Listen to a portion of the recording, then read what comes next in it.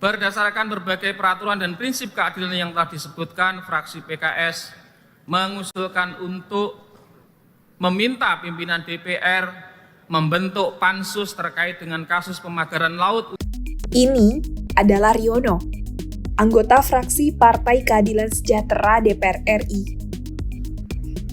Dalam rapat paripurna pembukaan masa sidang kedua 2024-2025, Selasa 21 Januari 2025, ia meminta pimpinan DPR RI membentuk panitia khusus untuk mengusut tuntas kasus pagar laut di perairan wilayah Tangerang, Banten.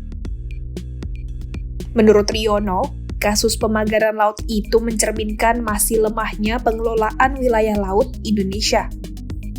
Ini kami ingin menyampaikan keprihatinan terkait dengan kasus pemagaran laut sepanjang kurang lebih 30 km di wilayah Tangerang, Banten, yang saat ini sedang menjadi perhatian luas dari masyarakat Indonesia.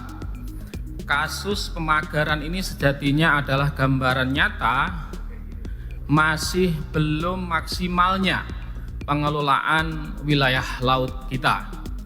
Oleh karena itu, kami memperhatikan prinsip pemanfaatan ruang laut di Indonesia. Yang pertama, secara konstitusional, pasal 33 ayat 3 Undang-Undang Dasar 1945 menegaskan bahwa sumber daya alam dikuasai negara untuk kesejahteraan rakyat.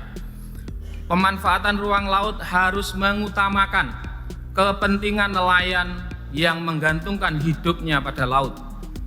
2. Putusan Mahkamah Konstitusi nomor 3/PUU/8/2010 membatalkan konsep hak pengusahaan perairan pesisir dalam Undang-Undang 27/2007, menegaskan bahwa pengelolaan tidak boleh bertentangan dengan keadilan sosial dan kesejahteraan rakyat. Aturan teknis pemanfaatan laut yang diatur dalam Permen KP 28 tahun 2021 mengatur bahwa setiap pemanfaatan ruang laut wajib memiliki KKPRL sesuai dengan zonasi nasional dan daerah.